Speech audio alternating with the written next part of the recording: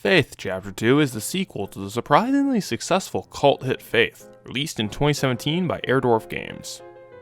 I actually reviewed the original game about a year and a half ago, and while I did enjoy it overall, I saw it as a project with greater potential that a sequel could expand on. Well, here it is, so let's give the follow-up a once-over to see if it outshines the first.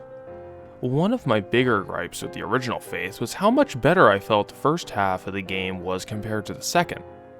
The second chunk, set in that seemingly procedurally generated forest, felt too much like an admittedly well-done remake of Slender, with the whole page collection and white murder demon thing. The second half of Faith was far more interesting, set within a haunted house fighting demons with well-placed scares. When I learned that a sequel was on the way, I wanted it to be more like the latter portion, with more deliberate pacing, direct objectives, and a lack of randomly generated forest mazes. As luck would have it, Faith 2 did exactly that. There are no more page hunts, the game is far more structured in how it progresses, and this means that you'll be constantly moving forward. And it gives the developers more control over how scares are constructed. Faith 2 in general was a spookier experience for me. It has the exact same animation work as the first game, and they're just as effective this time around.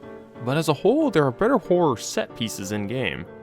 A movement puzzle in the sewers, the introduction of a vision cone flashlight, and a clever play on note reading were all very memorable scares, both clever and well executed. Building off from the topic and notes, Faith 2's story is similar in presentation to how it was delivered to the player in the first game. The vast majority of the details are given to the player through the survival horror staple of lore notes, detailing events prior to those of the game, and the plot in the present being vague and mysterious. Typical fare for this type of game. However, there is a larger emphasis on cutscenes in the game, both with the uncanny animation style and with the in-game pixel characters, which is pretty surprising to me. The first scene in the game even gives an origin story for the Chupacabra from the first. In general though, I'd say the story takes more of a central focus here than it did in the first Faith, due in large part to the more linear style of the sequel. The pacing for the game is good, with story events and cutscenes never lingering too long on one piece of information and keeps on trucking at a reasonable stride. This isn't a story analysis or anything, so I won't actually get into it for that and another reason. With the third game announced and on the way, it's clear that Airdorf has plans for a third game that may wrap up everything. Basically, once it's all said and done, we'll have a full story to look at, but for now we can only sit back and watch. For how Faith 2 actually plays, it's largely unchanged from the first game and remains as simple to pick up. It's top-down, using WASD to move about the game world, and the spacebar to perform actions. Usually this amounts to raising your cross or something to fight the demons.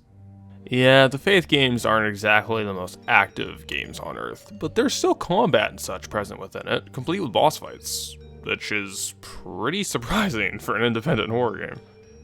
They're similar to the first game's encounters, mostly just dodging the boss's patterns and raising the cross at them. There are a couple of good improvements over the first gameplay overall though. First off, the puzzles are more inventive than those found in the first game. I didn't get stumped often or for very long when I did, but a couple did give me a brief instance of that sweet aha moment that everyone talks about for these kinds of tasks. Another is that the checkpoint system is far more forgiving, so sudden deaths aren't all that frustrating. This also has the adverse effect of meaning the game can kill you in more sudden ways and more often, but hey, it keeps you on your toes. It's nothing at all major, but that's what I enjoy about Faith 2. At the end of the day, it's a nice, humble, and well-crafted little horror game that doesn't beat around the bush. It gets right to the point and executes its fairly novel spin on the genre fairly well. And as a follow-up to the first Faith, it acts as a straight improvement to an already solid foundation. More of it worked, less of it didn't, and nice additions to elevate it higher. This might hold the record for my shortest review yet, because honestly, I don't have that much to say on Faith 2, besides how much I enjoyed my time with it, and how I now eagerly await what Airdorf has in store for the third game.